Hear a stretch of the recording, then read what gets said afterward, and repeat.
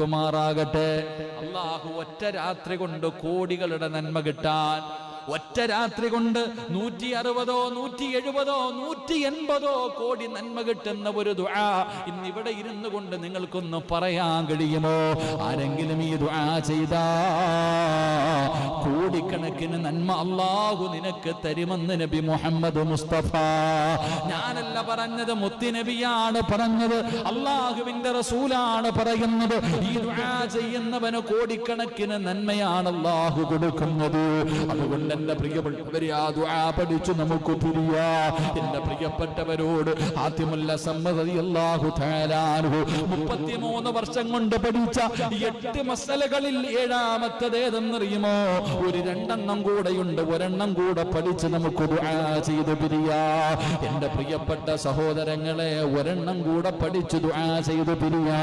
അല്ലാഹു ഭാഗ്യം നൽകി അനുഗ്രഹിക്കുമാറാകട്ടെ. അല്ലാഹു ഭാഗ്യം നൽകി അനുഗ്രഹിക്കുമാറാകട്ടെ. 2 ഉണ്ട്. അടുത്ത ആഴ്ചത്തേക്ക് മാറ്റണോ പറയണോ? അടുത്ത ആഴ്ചത്തേക്ക് മാറ്റാം. പറ. എന്ത് 10 മണിയായി? അടുത്ത ക്ലാസ്സിൽ പറഞ്ഞാൽ മതി. ഇൻഷാ അല്ലാഹ്. അൽഹംദുലില്ലാ. അല്ലാഹു പഠിക്കാൻ ഭാഗ്യം തരുമാറാകട്ടെ. കാരണം എല്ലാവർക്കും ജോലിയും തിരക്കുകളൊക്കെ അല്ലേ, എല്ലാ കാര്യങ്ങൾക്കും ഇൻഷാ അല്ലാഹ് അല്ലാഹു സ്വീകരിക്കുമാറാകട്ടെ. മഹാനായ പ്രവാചകൻ നബി മുഹമ്മദ് മുസ്തഫ സല്ലല്ലാഹു അലൈഹി വസല്ലമ തങ്ങൾ പറയുകയാണ്, കോടിക്കണക്കിന് നന്മയെന്ന് പറഞ്ഞാൽ ഇന്നത്തെ ദിവസം ഈ ഭൂമിയിൽ എത്ര മുസ്ലിമീങ്ങളുണ്ട്? ഇന്ന് ഈ ലോകത്ത് എത്ര മുസ്ലിമീങ്ങളുണ്ട്? കണക്കറിയോ? ആർക്കെങ്കിലും കണക്കറിയോ? ഇന്ന് ഈ ലോകത്ത് എത്ര മുസ്ലിമീങ്ങളുണ്ടോ? ഓരോ മുസ്ലിമിന്റെയും തലയ്ക്ക് ഒരു നന്മ. ലോകത്ത് ഇപ്പൊ 180 കോടി അല്ലെങ്കിൽ 200 കോടി മുസ്ലിമീങ്ങൾ ഉണ്ടെങ്കിൽ 200 കോടി നന്മ കിട്ടുന്ന ഒരു ദുആ ഇൻഷാ അല്ലാഹ് ചെയ്തുകൂടെ? ഇൻഷാ അല്ലാഹ് ചെയ്തുകൂടെ? പറ. സല്ലല്ലാഹു അലാ മുഹമ്മദ്, സല്ലല്ലാഹു അലാ മുഹമ്മദ്, സല്ലല്ലാഹു അലൈഹി വസല്ലം. അല്ലാഹുമ്മ സ്വല്ലി അലാ മുഹമ്മദ്, യാ റബ്ബി സ്വല്ലി അലൈഹി വസല്ലം. അല്ലാഹു സ്വീകരിക്കുമാറാകട്ടെ. അല്ലാഹു സ്വീകരിക്കുമാറാകട്ടെ. എൻ്റെ പ്രിയപ്പെട്ടവരെ, 180, 200 കോടി നന്മ കിട്ടുന്ന ദുആ ഏതെന്നറിയുമോ? അല്ലാഹുവിന്റെ പ്രവാചകൻ അവിടെന്ന് പറഞ്ഞു തരികയാ. എന്റെ പ്രിയപ്പെട്ടവരെ, നിങ്ങൾ ദുആ ചെയ്യണേ, നിങ്ങൾ ദുആ ചെയ്യണേ. നമ്മളൊക്കെ ദുആ ചെയ്യുമല്ലോ, നമ്മളൊക്കെ ദുആ ചെയ്യുമല്ലോ. അല്ലാഹുമ്മ ഗുഫിർ ലിൽ മുഅ്മിനീന വൽ മുഅ്മിനാത്ത് വൽ മുസ്ലിമീന വൽ മുസ്ലിമാത്ത് വൽ അഹ്യാഇ മിൻഹും വൽ അംവാത്ത് ഇന്നക മുജീബുദ് ദഅവാത്ത് യാ ഖാദിയൽ ഹജാത്ത്. ഞാനും നിങ്ങളും ദുആ ചെയ്യുമല്ലോ. ഈ ദുആ അറിയുന്നവരങ്ങനെ ചെയ്യ്. ഇല്ലെങ്കിൽ നീ പറയണം, അല്ലാഹുവേ, ലോകത്തുള്ള സർവ്വ മുസ്ലിമീങ്ങൾക്കും നീ പുറത്തു കൊടുക്കണേ തമ്പുരാന്.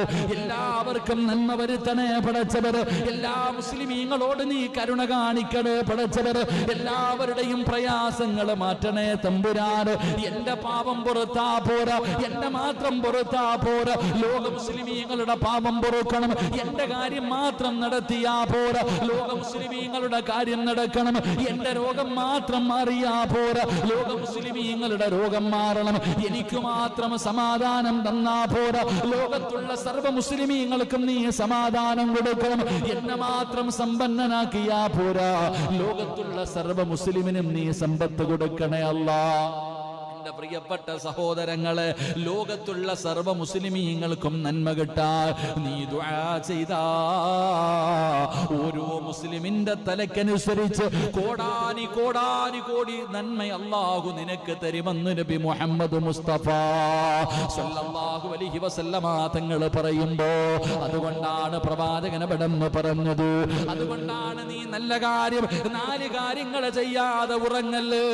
അല്ലാഹുവിന്റെ പ്രവാചകൻ തന്റെ പ്രിയപ്പെട്ട ഭാര്യയായ മഹദിയായ ആയിഷ ബീവി റളിയല്ലാഹു തആല അൻഹയോട് അല്ലാഹുവിന്റെ റസൂൽ പറഞ്ഞു, ആയിഷ,